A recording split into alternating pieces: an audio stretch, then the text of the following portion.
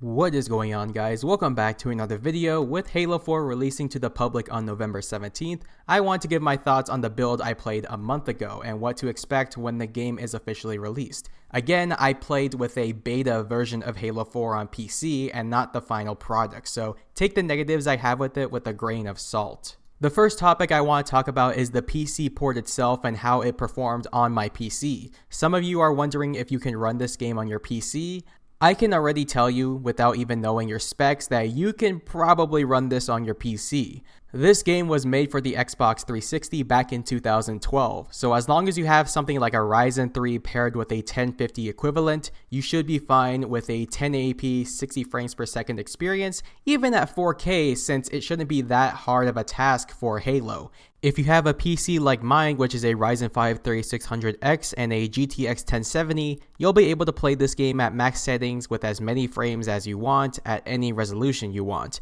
Speaking of max settings, let's go over the stuff they added in the settings themselves. You can finally adjust individual graphical settings instead of just having the presets. Before this patch, all you had were presets, which weren't ideal for those that wanted to adjust certain aspects of their graphics. But since all of these games were made for the 360 in mind, this wasn't that big of an issue since any modern PC could run these games without a problem.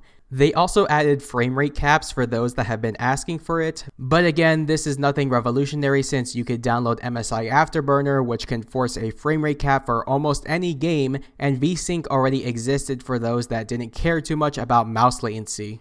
Something that was revolutionary was how the frame rate performed when playing the game with a keyboard and mouse. If you aren't aware of what I'm talking about, when Halo Reach and Halo 2 Anniversary first released on PC, there was something off with playing the game at uncapped frame rates. It looked like the game was splitting itself into two when moving and turning corners. What was happening here was the game having interpolation issues with frames above the 60 FPS mark. So even though your PC might have been powerful enough to run Halo Reach at 144 FPS, the game itself wouldn't know how to put those frames together, which creates this weird jittery effect that makes playing with a mouse feel so awful to the point where a 60 FPS cap would be better. And if you're a PC gamer like me who is used to playing esports games at frames above 60, this was very unacceptable. When I first launched Halo 4, I thought it was going to be the same story since it uses the same engine Halo Reach and Halo 2 Anniversary runs on. But to my surprise, the issue was nowhere to be seen.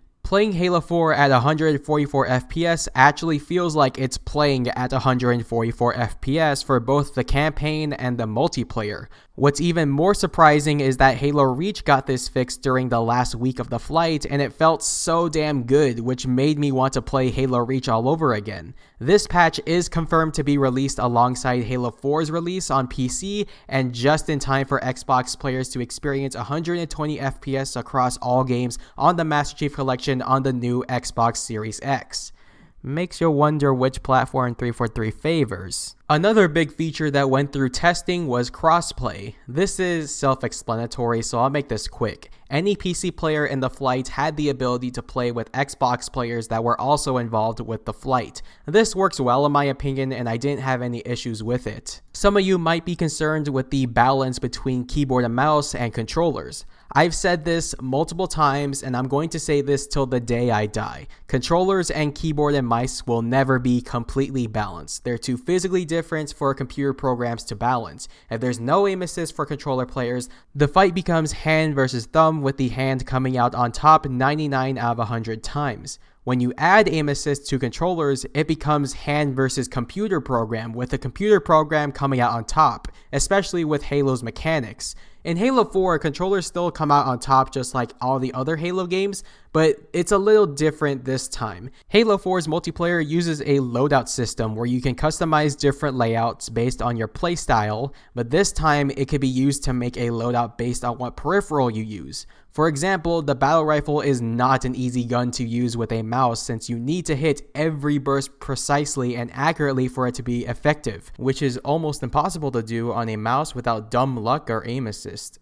The DMR, however, doesn't work this way. It's a semi-automatic weapon that takes 5 bullets to kill someone, which means you don't have to manually compensate for each pellet that comes out of a burst, and all you need to worry about is hitting each bullet precisely, which makes it a little bit easier for keyboard and mouse users. On top of this, you have armor abilities you could use to your advantage, such as thruster packs to outmaneuver your opponents, which can favor keyboard and mouse players.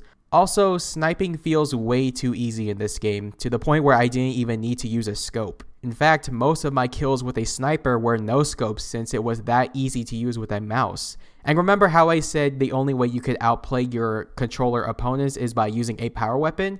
Well, now you can literally spawn a power weapon whenever you earned it through points in the game. This makes Halo 4 the first hit-scan Halo that feels good to play with a mouse, and quite possibly the only Halo game friendly to PC gamers along with Halo 3.